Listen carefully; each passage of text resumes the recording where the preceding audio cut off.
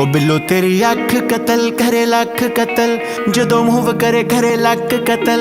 असला भी लोड़ करे टल जा छड़ अखां नाल करने तू बस। ओ बिल्लो तेरी अख कतल करे लख कतल, जदों मूव करे करे लख कतल।